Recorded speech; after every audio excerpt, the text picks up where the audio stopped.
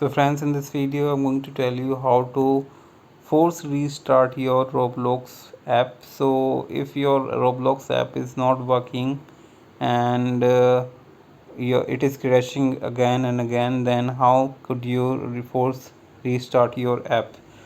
So just follow me in this video. So first of all, you have to go to settings and just go to apps option.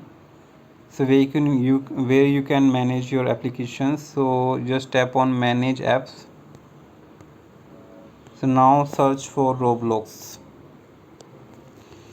and tap on it. So now if you want to forcibly restart your application, you just need to, first of all, you can see that the force stop option is disabled for now. So how could you enable this option? So you just need to open your Roblox app. Fine, let me open it again. So once it is open, now you can go back to your Roblox app info and just tap. You can see that this option is now visible. It is not faded now. So just tap on it and to stop forcibly.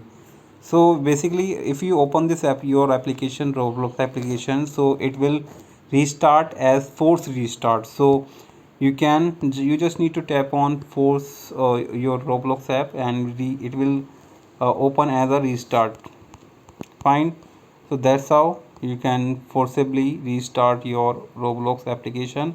If it does not works, then you can do one more thing. You can hold the power button and tap on reboot option. So if you restart your application, you restart your system, it might also work as a force restart.